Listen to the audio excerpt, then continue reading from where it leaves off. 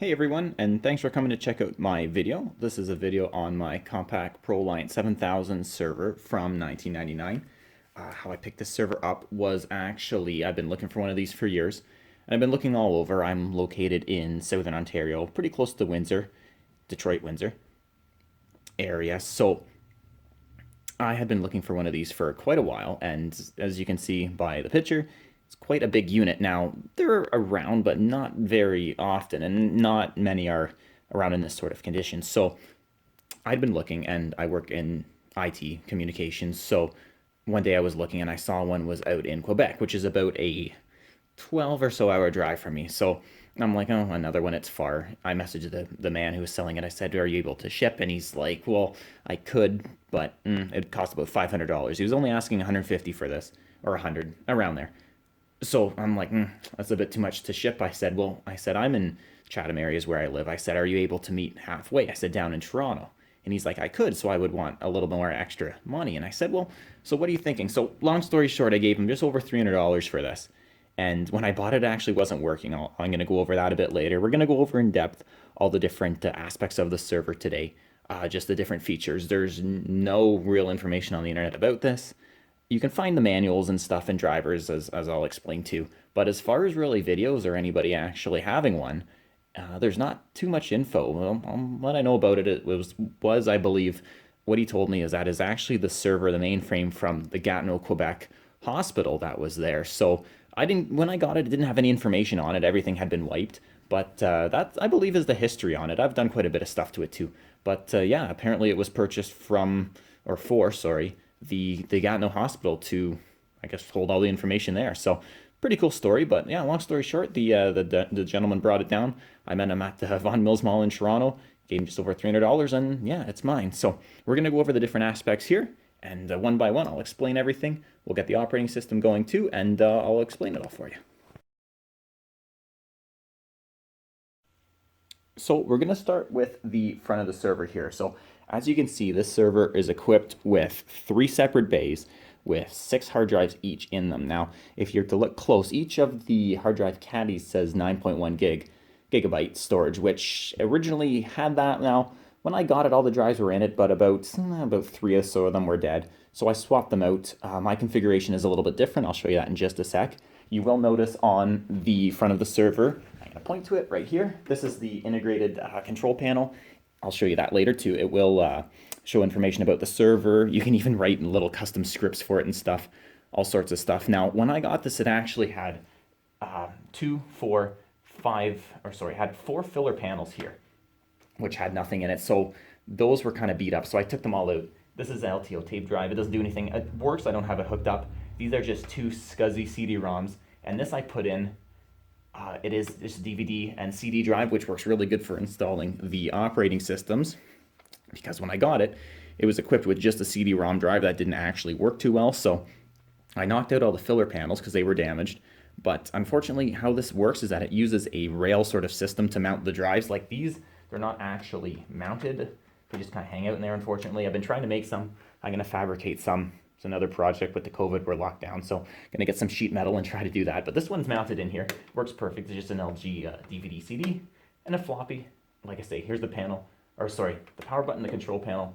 These are the drives. Now, I have each drive set up individually as its own separate RAID array. The reason I do that is because these are old Ultra 320 drives, and they're not too reliable, so to speak. I do have my 2 best ones here. I'll show you these in a sec, how I take those out. They're set up in a RAID 0, these 2 disks. So to remove it, what we do, they're pretty cool. You actually pinch these 2. I'm going to do it with 2 hands.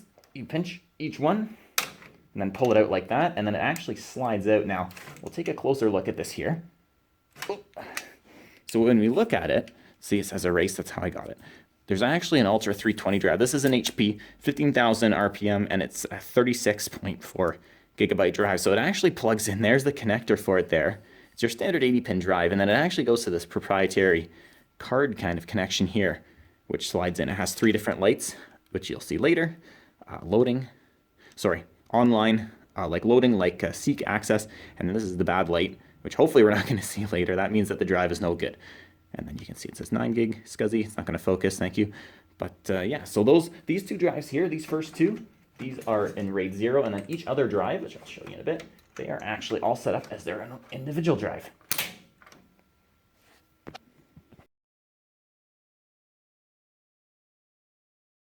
So now moving over to the right side of the server, this is where the fun happens. So in order to take this panel off, we're going to have to remove this screw here, which I've already done, this screw, and this screw. There's 3 screws. They hold that on. So now I'm going to go over to this side. It has some sort of finger holders here. We're just going to pull it open. I've already opened this. It's very hard to open. Big, huge panel. And we'll be able to see on the inside here. Now this is pretty cool. This is where the processors and the RAM and everything hangs out. So I'm actually going to grab this here off my mount.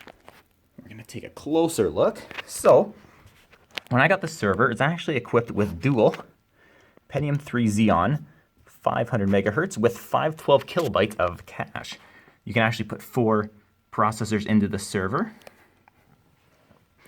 Mine was just equipped with 2, but the reason is that I actually have more of these Pentium 3 Xeons. The only problem is that you need, if you look close here, what we'll see is there's this brown slot is for what's called a PPM. It's a power module, so I don't have those. And then these are a filler slot. So you'll see I have processor.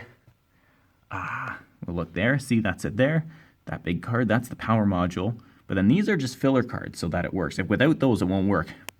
When I actually got the server, it also didn't work. I'm gonna put that in the video description as well on the troubleshooting too. Explain how I did that here in a second. So how this server works, for all the 0 people who are going to find this who are wondering the troubleshooting, server has what's called, I'm trying to remember the name of it now. They're called like a lockout light kind of thing. So when I got the server, it actually didn't work. I know you're probably thinking I'm nuts. I spent $300 for this thing. Didn't even work. So I could not get it working. Now, the top motherboard, which I'll show you as well, it goes on kind of like a T shape. So this motherboard, if you look up here, if you look really close, you'll see a brown connector. That's actually the above motherboard.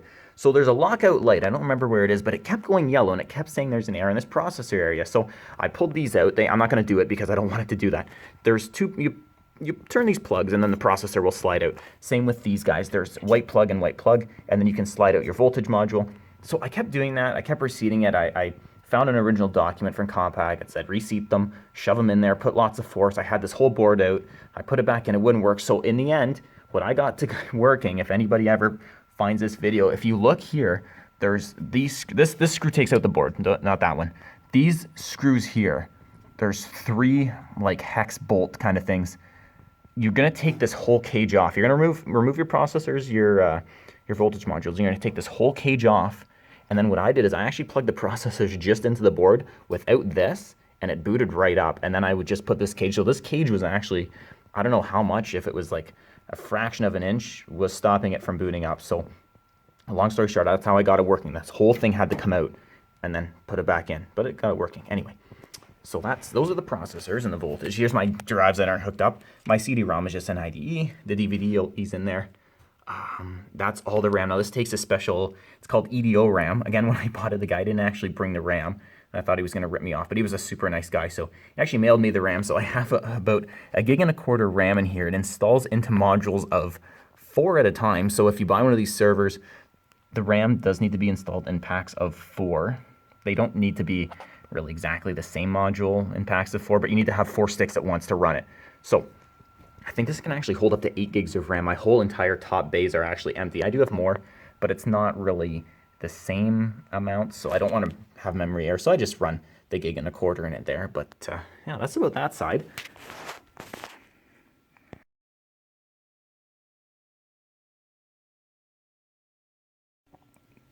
So now we're on the left-hand side of the server, which I'll open up the panel for you. Very same as the right panel in that there's 3 different screws. I've already taken those off, so I don't have to fumble with it now. So basically, we'll pull our panel off. Same as a normal computer panel, just kind of slides. It's got some little tabs. Another cool thing with these servers is that they actually have all the information, pretty much for whatever you'd need, bolted on the side of the panels. I actually think this is the wrong panel, judging by how this says the power and the CPU information here, but that's okay. They're exactly the same size. Oops, don't do that.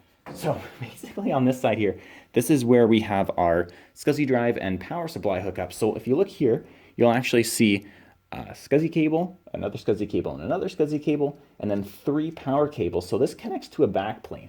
Now these power supplies are actually what's called a hot swap power supply. So in order to remove these, we're going to press, there's a little button here, the handle actually pulls out, and the whole power supply slides. So I know you guys who build all your mini ITX systems, this power supply is basically the size of a mini ITX computer. It's quite big. This is actually, I believe, a 500 watt power supply, which doesn't seem like a lot, but this is a pretty beefy unit. I do have two of them. I usually just run one. Now, the good thing about this computer is that the power supplies are actually used in a bunch of different Compaq servers. So if my power supply ever dies, you can actually buy a really powerful unit. I think they're over 1,000 watts, and they're only about $50 or so American plus shipping, which it's a hefty unit, so it would be a bit. But anyway, in order to load this, we just slide it in here. It slides in. I'll push it up to the back plane, and the handle kind of engages. When you're there we go. Pushes in and it clicks shut. So I do have two power supplies. That's what it came with. The two 500s, and then there's an empty one. You can actually install three. Most of them came with two. I think the very higher end one came with three, but that I'm not super duper sure on. But either way, both of them work good, and that's good because it means the server works good too.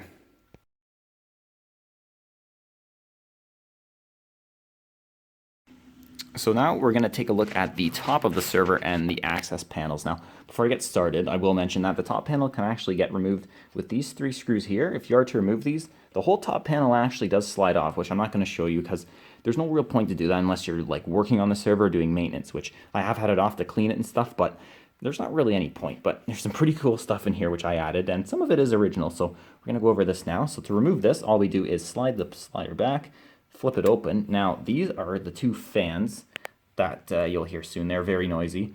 If you remove these, the server will not start up. It will say there's fan air and they stop. But either way, these are kind of like a redundant fan here. So to remove these, we just pull the little red pin, pull it up. It's in there pretty good. And there's your fan. It's 3-blade Nidec. This server uses mainly Nidec fans, which are quite loud. They're not super loud. They can go very loud, but the server doesn't really do a lot of loading, so they stay fairly quiet. But they can get pretty loud. So either way, when that's done, slide it back in there. It clicks into place. Hopefully, we'll find out soon if I actually put that in right. Click that. Now, this here is really cool. It's my favorite part. Same thing. We flip these up. And now this is where all the magic happens. So the board is gigantic. I was saying earlier how it is a like kind of a dual motherboard sort of thing. There's a motherboard like here, and then if we look at this, where those two orange pins are, you'll actually see that's where that bottom processor board slides into. To remove that, we actually have to undo both of those orange pins and slide it out from the bottom. But regardless, we're going to take a look here one by one of all the slots. Now, if you look, we'll start at the top. So that's an ISA slot, which Compaq recommends only for modem, which I have, which I'm not going to mess around with an ISA modem, so that stays in there. Now, the second slot here, we're actually going to flip you right around. This is actually kind of a third motherboard. So this is the built-in board. I forget what they call this. It uses a weird kind of slot. It's kind of like a long PCI slot. So basically, this is the controller board for the computer. It's actually a small kind of computer that plugs into the other two boards. It has, if we look on the back here, it has output for a like a printer, LPT, keyboard, mouse, and then standard video, which we're going to get to the second card in a second here, which, because I don't use the standard video.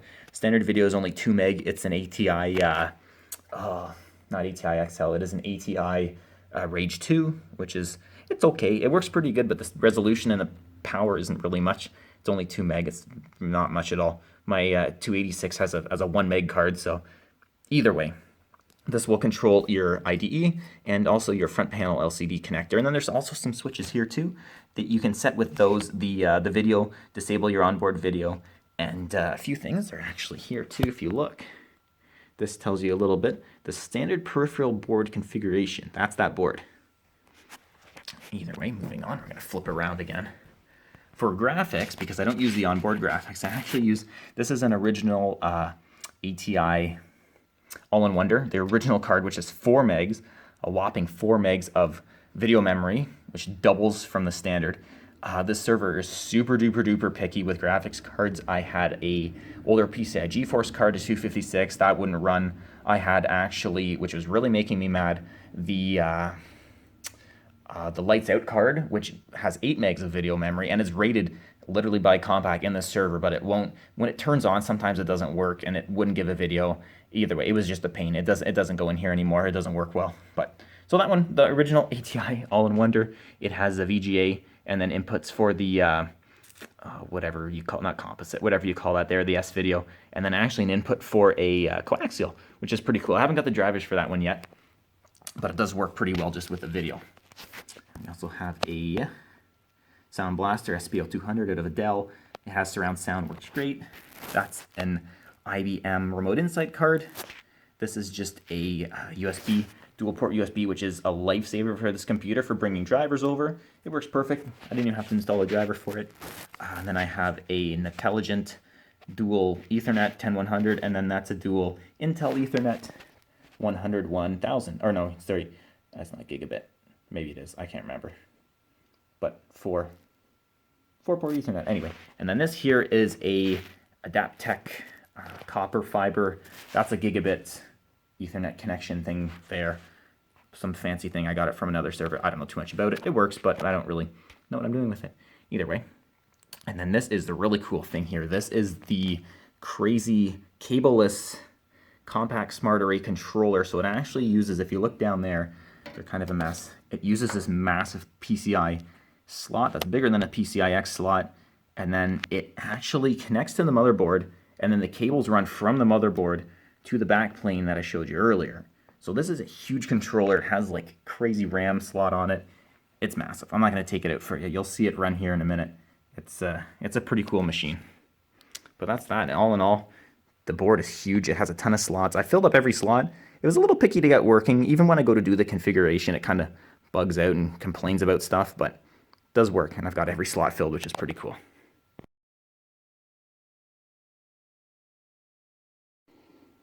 So now we're on the cool part here. Now we're going to fire up the server for you. I'm going to show you what all it does.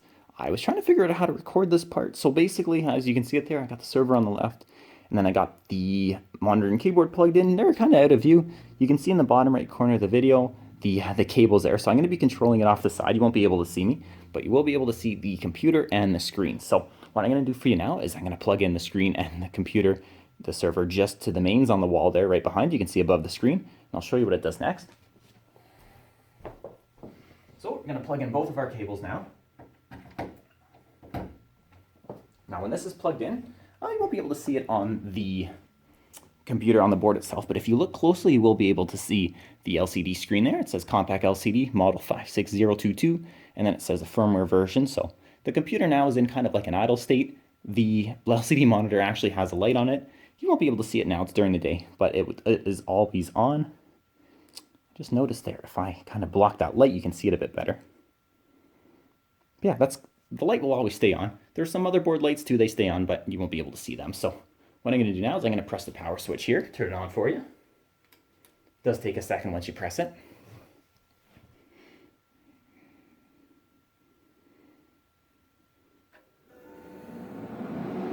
So now we've got power. Hopefully you can hear me talking okay. I'm going to have to talk a little bit louder now because it does get a little noisy. It's not super loud. It's not really a pain to work on. It's more of like a drone kind of deal, but if you look at that board, or the control panel now, it says system initiation, PCI auto configuration. It's doing that now. I don't know if you can see that in the video. Now it's going for video. The video should pop up in just a second.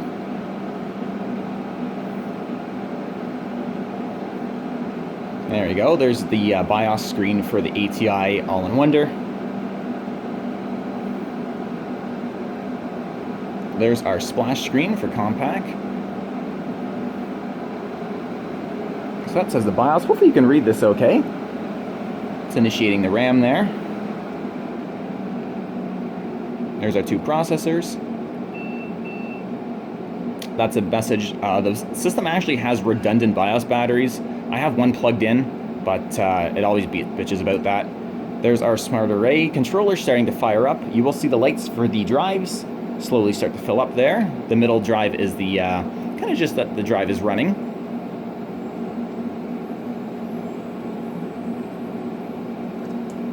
If you like old computers, that's probably one of the coolest sounds you'll hear.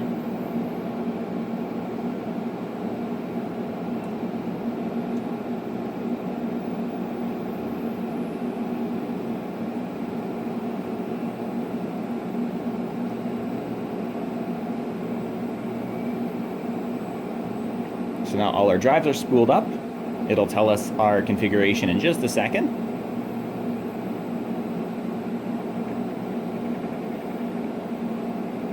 I mentioned earlier about the yellow lights, so hopefully we don't see any yellow lights show up. There we go. So it says 17 logical drives because I have every single drive besides 2 of them, which are set up as a RAID 0. There goes our other option ROMs for that Adaptec card, the copper card, and the other Ethernet card there. The SCSI card will look. So now it's kind of at a screen. It says F1 to continue or F10 for system partition utilities, which you can install from the disk. I actually had that installed, and then I used to have 3, the bottom left 3 SCSI drives I actually had before as a RAID 0, and then right before I made this video, they actually decided to die on me one of them, so it completely screwed everything up. So I don't know if I have the system partition. I'm not going to show you that today. I don't know if it's there, so I'm going to press F1. Now it's going to load our operating system. You'll be able to see these 2 drives here. These are the 2 operating system drives. So if you see that middle light blinking, you'll see it. It'll start to load. It's actually quite fast. Like I say, those are both 15,000 RPM SCSI drives, so the load is a lot quicker compared to the 7,200 SCSIs that I had in there before, even though there was 3 of them. So I have installed Windows Server 2000 on this. It is the Datacentre edition. I will go over the disks a little bit later for you. I do have the disks if anybody needs those. I have Smart Start as well. I will explain how that works too. But yeah, I've had a few operating systems. I had Windows XP on this. Works good, but doesn't really have any features. I had Windows Server 2003.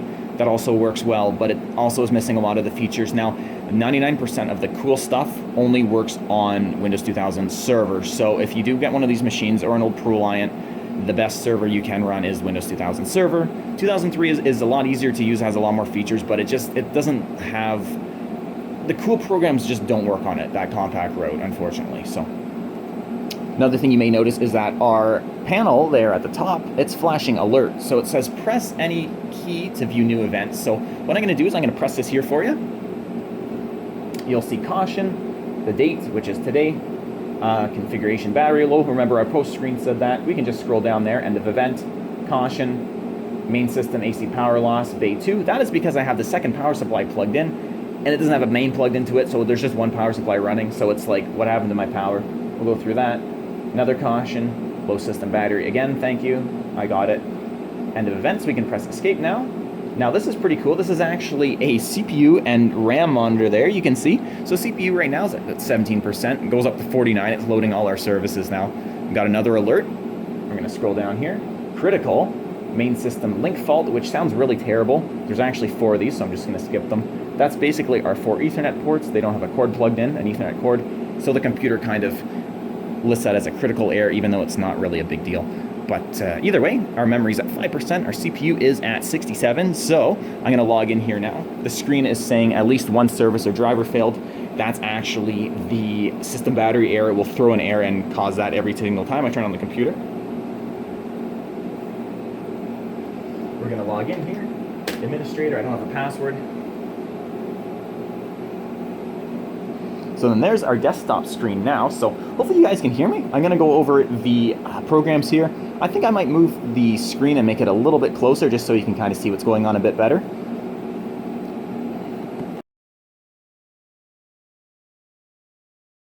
So here now, I've adjusted my camera. I have a really low-key setup, which is just wedged into my girlfriend's kind of school post-it note holder thing. I wish I had a really cool setup like a lot of these YouTube guys. I don't. I do have a tripod, but it's somewhere hiding in my car. I don't know where it is. Anyway, so we're going to go through the just different programs and stuff that's on here now. I meant to organize my desktop. Apparently it's gone and made a mess of it again. Either way, we're going to go first. Let's go into system here. This is the computer here, so it's registered to me. Dom's Electronics, which is my old computer shop. Just for fun, it tells our processor here, which it doesn't really know what it's doing. x86, Family 6, Model 6. It's dual Pentium. You saw it already, Pentium 3 Xeon. We're going to go to our device manager here. I'll show you what we got running. There we go. So if we look here, we'll actually see both of our ATI Rage card. This is the All-in-Wonder. This is the motherboard video that doesn't know what it's doing because I've disabled it. Here's all of our Compaq SCSI disks. We have our DVD-ROM, my HL. There's our floppy disks. There's your IDE controller, keyboard plugged in, nice monitor, plug and play monitor. It actually knows what it is. Multi-function adapter, that's our IBM remote supervisor, plus 0-port, plus mouse and keyboard. And then, come on, these are our network adapters. We have our dual 100 Intel and then our dual 100 Intelligent. We've got COM ports. Here's our SCSI controller, Adaptex controller. We got our Compaq, our 3-port controller here, and then our 3100 ES controller. There's my Sound Blaster Live. There's all the drivers for that. And then here's all these other drives, all the other system things. There's a ton of stuff in here. I'll leave that just for a second. If any of you guys are interested, just shoot me a message about these. There's all sorts of stuff on here, all the different drivers. And then there's just our little dual port USB, the lifesaver, I like to call it there. So go to that. So now what we can do is we'll go through these one by one. I'll move them over here when we're done. So if you go into my computer, you'll be able to see the floppy drives. Here's all of our volumes. I just formatted these all. These are every one of the SCSI drives in here. There is 6, 12, 13, 14, 15, 16 of them total. And then there's the Win2000C. That's our dual 15,000 SCSI operating system drive there. Network places, don't really care about that one. Recycle bin, yeah, we don't care about these. So we'll start with the Compaq programs here now. This is the array configuration utility. Now this is really cool. I've actually realized I've got to turn my camera here in just a second. We'll do that right now. So if we look at our drives, see how they're all blinking now. This is a really cool program. This will actually tell us now, for the record, my phone is on literally a bar stool. So if we take a look here, we'll actually be able to check out what's going on. So all the drives are blinking now because I've selected the actual controller from the top. But if we're able to click this here, see this is the 64 meg drive total. This is my operating system drive. So if we look at it now, see how those lights look? Let's get this. We'll be able to see that those are the two drives I was telling you about earlier. So then if we want to go into our program here, we can select, let's select logical drive 6. So we say, where's logical drive 6? There it is there, it's that drive. So this will also tell us if the drive is acting up, if it's having problems, if it's about to fail. And it's not really super effective because my operating system literally crashed on me like 2 days ago, so I wouldn't really trust much on it. But either way, we can click that drive, that's that one there. Click this, oh, there's the other one. It's a pretty cool program, I like it. It comes in really handy for setting up the drives. Just gonna readjust this here. Bear with me a second. There we go. So that's that program. Now this is a really cool program here. This is the integrated management display utility. When we click that, it is going to connect to the integrated display. So then we can go through here. We can see administrator name, administrator phone, pager, other. I don't have a pager. We can go through here. The seats. If I didn't have to stutter. The screen we're looking for is actually idle screen. So now this we can set our 3 menu options here, which is really cool. So I have system time, the CPU, and the memory utilization. So ahead, we can exit that. I've already set that there. I'll zoom in on it here just so you can see a little bit. There you go. You can see those 3 options. I've already set those in here. There's different options here. I'll show you that in just a second. Let me put my screen back. So we have a whole bunch of different options here. From the top, system time, date, kernel, serial number, processor type, revision, Compaq SSD. That's the like the Smart Start. I'll go over those a little bit later for you. Either way, we'll close that down. Next thing that we got on here is the, let's do the power supply viewer. Oh, what a mess. So this actually will tell us information about the power supply. Now, hopefully this is working in our video. Sometimes it works, sometimes it doesn't. Ah, it is working perfect. Good, because this wasn't working before, but it was, no, it wasn't. It's working now. Either way, so we can take a look here. This will show us the different information about the power supply. So first step is this here. This is the, tells us your system is redundant. It will continue, blah, blah, blah. If the power goes off, power system is not redundant. I only have one power supply plugged in. I'm using 72% of it here. This says Bay 1 normal, line voltage 122 volts, capacity is a 470 watt power supply. Apparently it's not 500. I don't know, it says 500 on it. And this is the other one. And then this says here that it's actually not plugged in. General failure because there's no power plugged into it. Just pretty cool. And then the third bay you saw earlier, there's no power supply in there. So you can actually go on details, which is really cool. It'll tell us the unit. It'll tell us 3 volt, 5 volt, and a 12 volt how much it's using. It says it's using 518 watts of power supplied, or sorry, it's consumed 518 watts of power, and it's generated 1,770 BTUs, which is an energy unit. I don't really know much about that, but it tells us how much energy we used. Pretty cool feature. I like that one. We can actually print that. I don't have a printer. Put that over there. Our next one is pretty cool. This I'll show you later. Another one, this works. The drivers for Compaq are good but bad. They range from simple, like your grandmother could do it, to basically I've getting really angry trying to get stuff working. This one's worked. Sometimes it doesn't work. You don't really know until you go to power off your machine. So basically this can set the features for the power button there. So what I have this set to is gracefully shut down the operating system before turning the power off. So it'll count down 5 seconds. I am going to show you this when we go to shut off the server. It may not work. It did last time I used it, so we'll see about that. Another one we got here is the management log. If you notice when I went to log in, the management log was complaining about something, so we can go in here and take a look. Spoiler alert, it is the issue for these. See, there's our network adapter, issues with that. AC power supply is not plugged in. This is basically just a log of all the different stuff that's gone on, which it's basically just 1,000 warnings about the stupid battery. Actually, look at this here. I just noticed this. System fan inserted. Fan for CPU. There you go, that's pretty cool. Another thing to mention is that on the back of the computer, it actually has a redundant fan option, which I've unplugged because they're very loud. The computer doesn't complain about that, so if you ever are looking for one of these, it doesn't have that fan plugged in on the back. Mine worked okay without it. I have it in my garage. One more we got here. This is the legacy port configuration. That I haven't messed around with too much.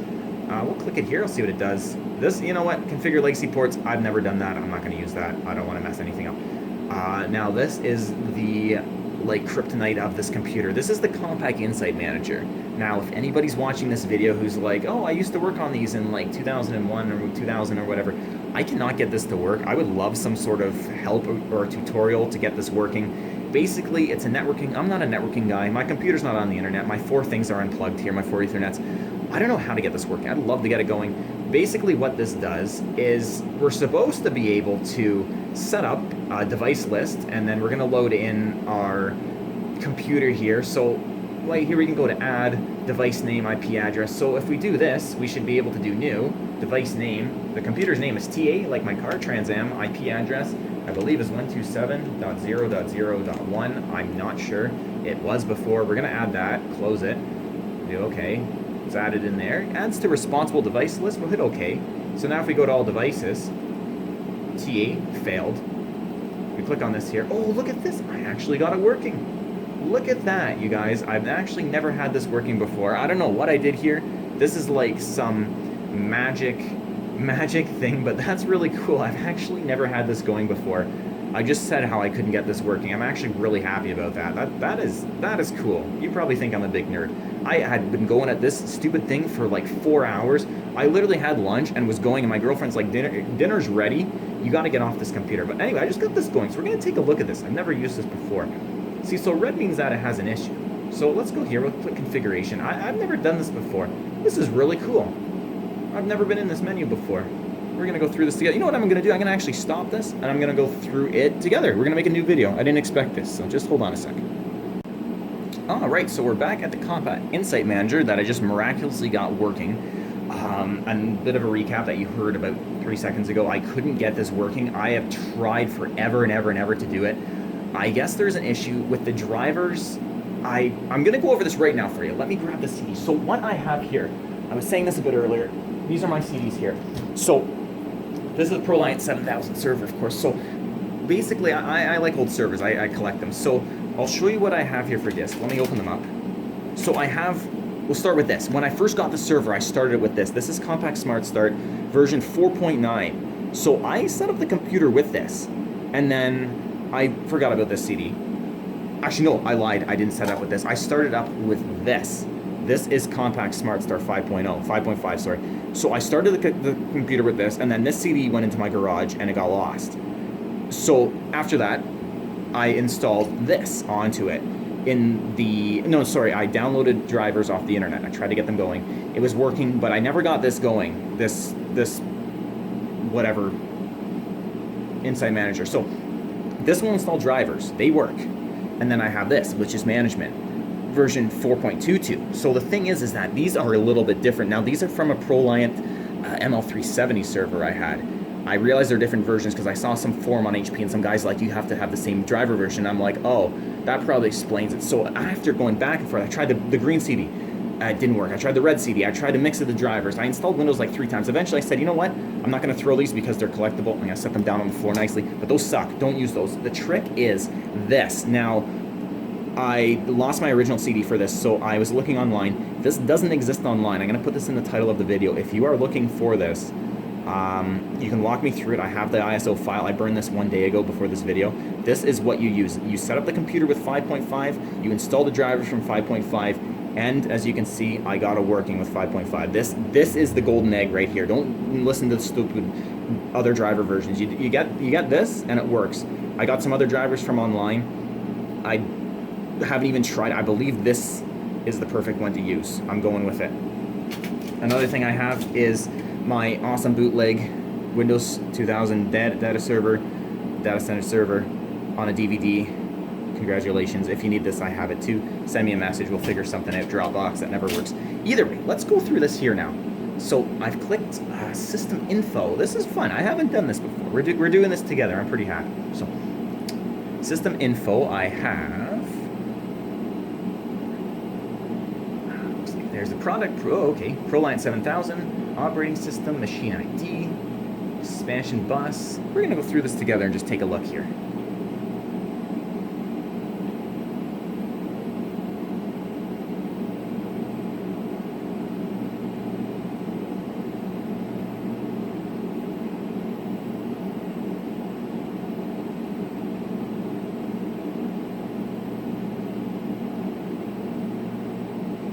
Oh, there we go. This is pretty cool. This is the memory board in our slot here. So it actually tells us how much memory we got. This is pretty cool because those EDO RAMs aren't actually labeled.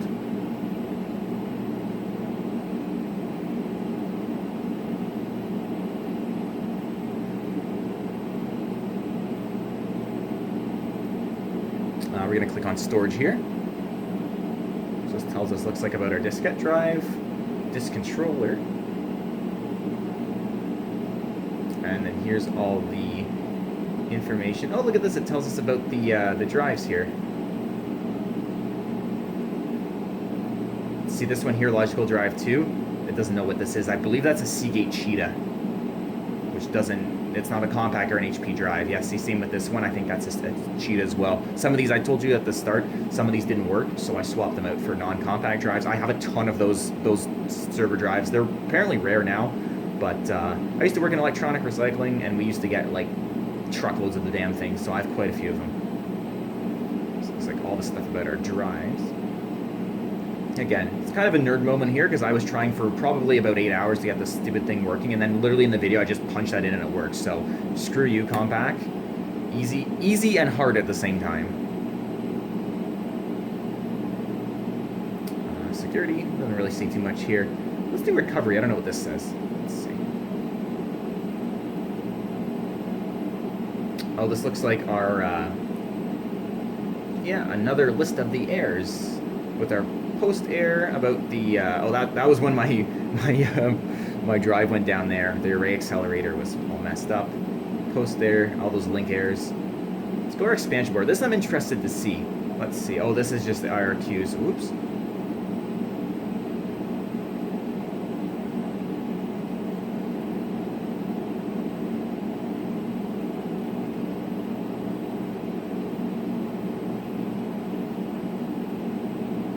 Like all the information about the stuff on the board.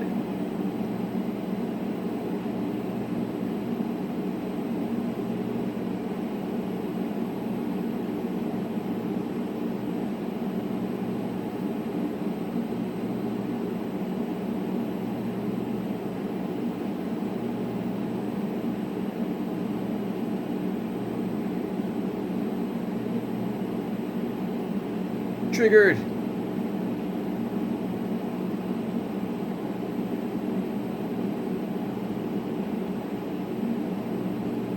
Pretty cool. Now we're going to click all info.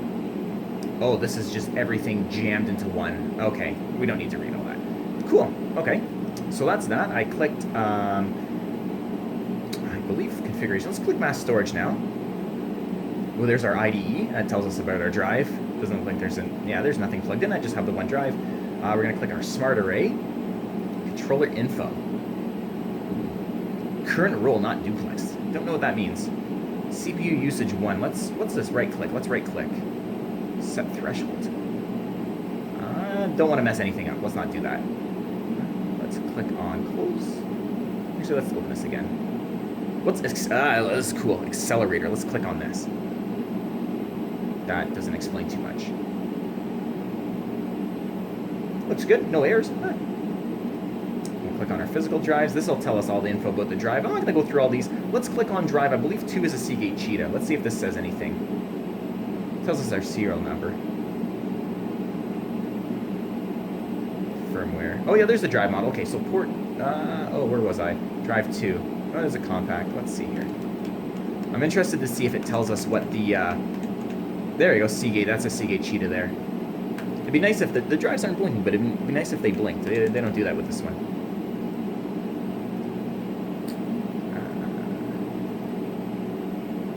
Physical drive, logical drives. Let's see here if I click this. Oh, never mind.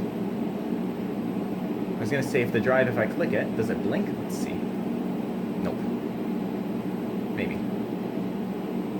No, it doesn't blink. It'd be cool if they put a feature in here like the array configuration where it actually blinked. We're gonna click on our network here. There's nothing. I assume there's just nothing here because there's nothing plugged in. Now we'll click on. Let's click on utilization. It doesn't say anything here. Not available. 5 minutes. Hasn't been up for 2. That's been up for a minute. I don't know. Help. What's help say? This is 1 minute. So let's. You know what? We're gonna click 1 minute. This is not available. This I don't really know too much about. We'll click on recovery here. Well, we'll see if this pops up after a minute. Let's see. Recovery. Temperature and fans. Let's click on this. Oh, there you go. CPU, 24 degrees. I/O board. Degraded action shutdown. Fan details. Okay, so here we go. I/O board, CPU, and then this one. I'm guessing this is the redundant fan that I had unplugged. Oh yeah, absent. Okay, there you go. Apparently doesn't care about that one though. UPS not plugged in. See, and I believe these actually. See, green is good, and then I believe yellow is kind of like what's going on. Yeah, here you go. General failure. There's our power supplies. See, use 343 out of 470. This is really cool software. I'm glad this is working. I'm glad I'm able to show you guys.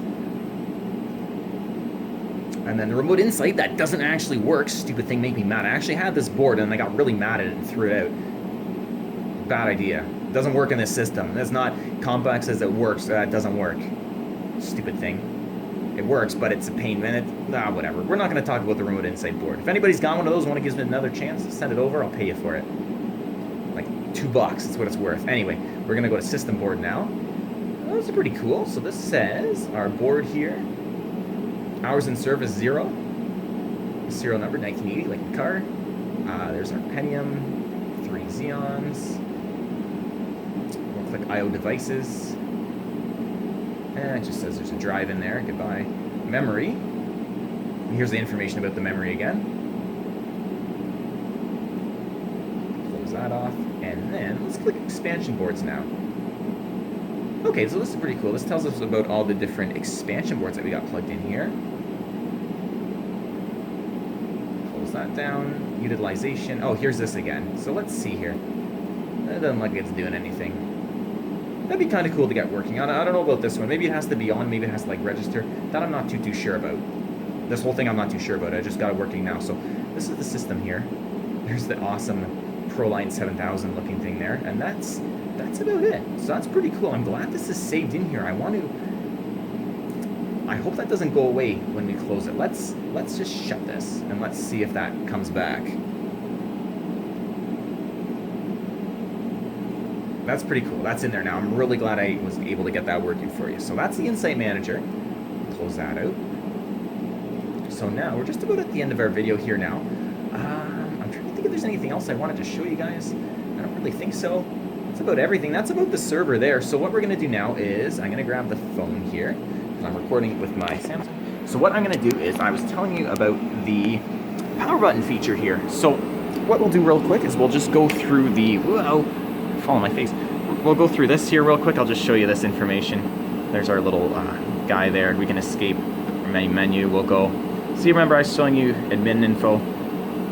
There's me.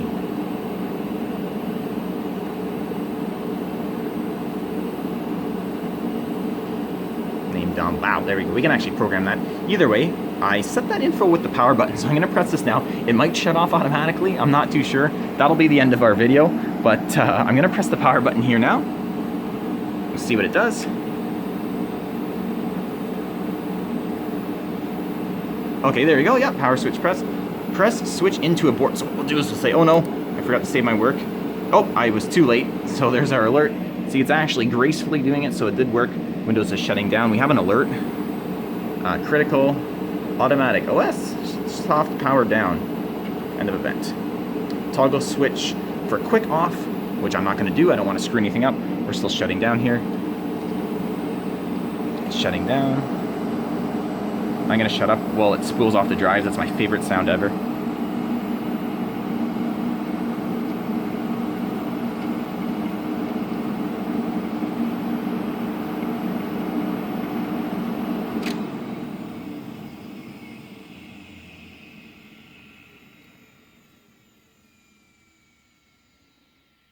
And that's that. That's my Proliant 7000 server. Thank you for checking out my video. I hope you enjoyed it. I don't know if there's any other information about this computer on the internet, so I'm glad I was able to make a video. I'm glad that it was all working good for you, and I hope you enjoyed it. Bye for now.